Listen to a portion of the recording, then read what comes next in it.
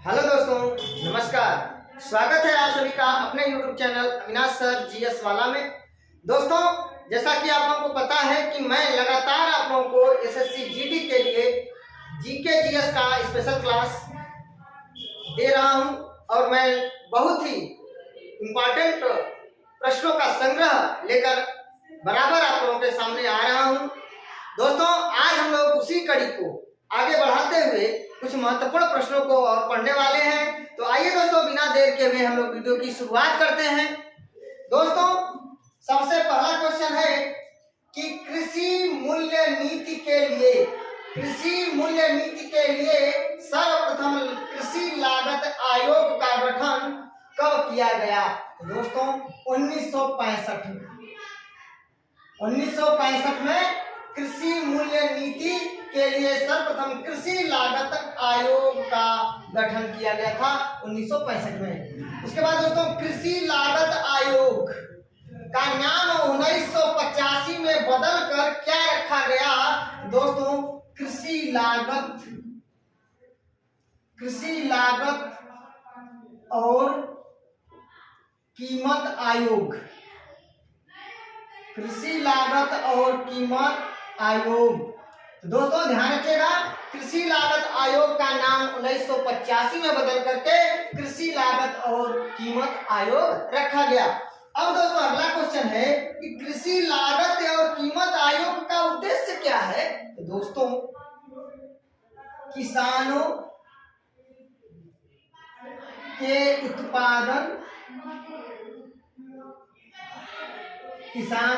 उत्पादन का उचित मूल्य उपलब्ध कराना।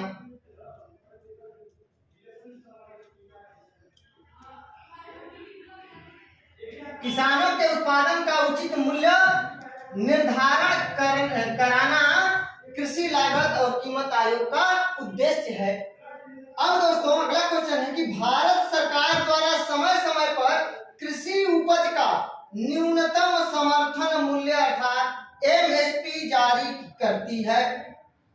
भारत सरकार द्वारा समय समय पर कृषि उपज का न्यूनतम समर्थन मूल्य एमएसपी जारी किया जाता है। दोस्तों जारी किया जाता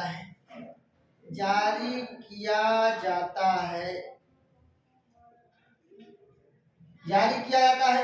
एमएसपी का पूरा नाम क्या है? तो दोस्तों बहुत ही इंपॉर्टेंट प्रश्न है। एमएसपी दोस्तों एमएसपी इसका पूरा नाम है, मैं लिख देता हूं, मिनिमम सपोर्ट प्राइस।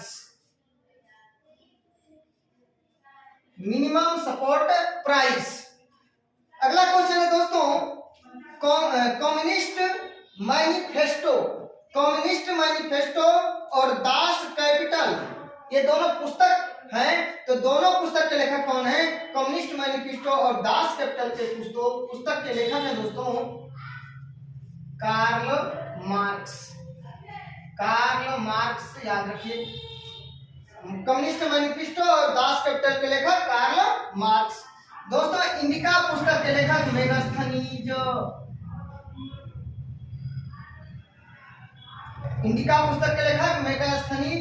और वन डे वंडर्स पुस्तक के लेखक दोस्तों सुनील गावस्कर। कभी कभी इनका पूरा नाम पूछता है तो सुनील मनोहर गावस्कर। अब दोस्तों अगले क्वेश्चन की बात कर लेते हैं। गांधी जी पहली बार भूख हड़ताल कब किए थे? तो दोस्तों ध्यान रखिएगा, 1918 में। और 1918 में दोस्तों अहमदाबाद आंदोलन के समय, अहमदाबाद आंदोलन में किए थे। अहमदाबाद आंदोलन के समय किए थे। और अहमदाबाद आंदोलन किससे संबंधित था? तो दोस्तों कारखानों से संबंधित था, मिल मजदूरों से संबंधित था, कारखानों से संबंधित था, मिल मजदूरों से संबंधित था, सूती मिल कारखाने। तो दोस्तों गांधी जी पहली बार भूख हड़ताल 1918 में अहमदाबाद आंदोलन के समय। अगला क्वेश्चन है दोस्तों कि महात्मा बुद्ध के बचपन का क्या नाम था? महात्मा बुद्ध के बचपन का क्या नाम था? दोस्तों ध्यान रखिएगा, सिद्धार्थ। महात्मा बुद्ध के बचपन का नाम सिद्धार्थ था। और दोस्तों महावीर स्वामी के बचपन का नाम क्या था? तो वर्धमान था, याद रखिएगा, वर्धमान। अब अगले क्वेश्चन की बात कर लेते हैं दोस्तों। गांधी जी पहली बार अपना जन भाषण कब और कहां दिए थे? तो दोस्तों वाराणसी में दिए थे, वाराणसी में दिए थे। कब दिए थे दोस्तों? 1916 में, जब बीएचयू की स्थापना हो रहा था तभी। तो दोस्तों गांधी जी पहली बार अपना जन भाषण 1916 में वाराणसी में दिए थे। और दोस्तों बनारस हिंदू विश्वविद्यालय का शिलान्यास किसने किया था? तो लॉर्ड हार्डिंग ने किया, लॉर्ड हार्डिंग ने। और दोस्तों संस्थापक कौन थे? मदन मोहन मालवीय, मदन मोहन मालवीय, ध्यान रखिएगा, मदन मोहन मालवीय बीएचयू के, यानी बनारस हिंदू विश्वविद्यालय को जो दोस्तों बीएचयू कहेंगे, बनारस हिंदू यूनिवर्सिटी, बनारस हिंदू यूनिवर्सिटी का शिलान्यास लॉर्ड हार्डिंग ने किया, जबकि संस्थापक मदन मोहन मालवीय थे। और दोस्तों मदन मोहन मालवीय को महामना कहा गया, महामना मदन मोहन मालवीय, ध्यान रखिएगा, महामना मदन मोहन मालवीय। और दोस्तों मदन मोहन मालवीय की पुस्तक का नाम है अभ्युदय, अभ्युदय हिंदुस्तान और लीडर, अभ्युदय हिंदुस्तान, अभ्युदय हिंदुस्तान, अभ्युदय हिंदुस्तान और लीडर पुस्तक के और पत्रिका के संस्थापक संपादक मदन मोहन मालवीय थे। दोस्तों इलाहाबाद विश्वविद्यालय की स्थापना 1887 में किया गया था, याद रखिएगा, इलाहाबाद विश्वविद्यालय की स्थापना 1887 में। छठवीं अनुसूची में कितने राज्यों का उल्लेख किया गया है? तो दोस्तों देखिए मैं बता देता हूं, असम, मेघालय, त्रिपुरा, मिजोरम। कितने राज्य हो गए? 1, 2, 3 और 4 राज्यों का उल्लेख किया गया है दोस्तों। तो छठवीं अनुसूची में कितने राज्यों का उल्लेख किया गया है? असम, मेघालय, त्रिपुरा, मिजोरम, 4 राज्यों का। दोस्तों इसका मैं ट्रिक आपको दे देता हूं, असमेत्रिम, असमेत्रिम, असमेत्रिमी, असम, मेघालय, त्रिपुरा और मिजोरम। अब दोस्तों नवीं अनुसूची भूमि सुधार से संबंधित है। नवीं अनुसूची का संबंध किससे है? भूमि सुधार से, विधिमानीकरण। 10वीं अनुसूची दोस्तों दल बदल से संबंधित है, दल बदल कानून। तो 9वीं अनुसूची भूमि सुधार, 10वीं अनुसूची दल बदल कानून, 11वीं अनुसूची दोस्तों पंचायती राज, 11वीं अनुसूची पंचायती राज, जबकि 12वीं अनुसूची नगर पंचायत, नगर पालिका।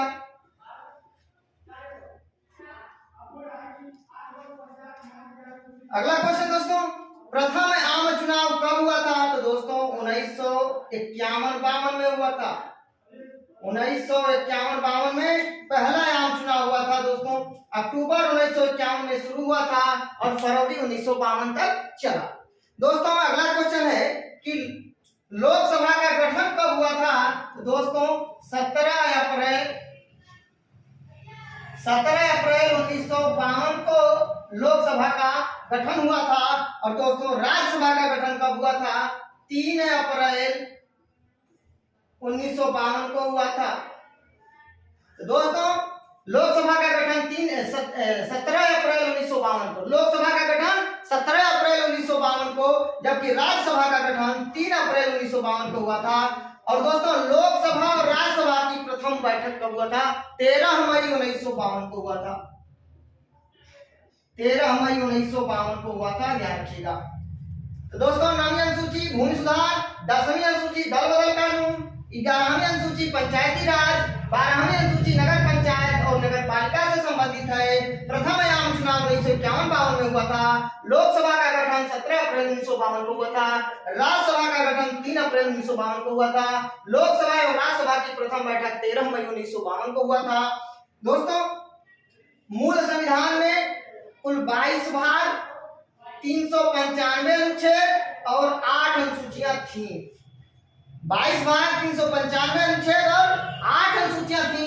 जबकि दोस्तों वर्तमान संविधान में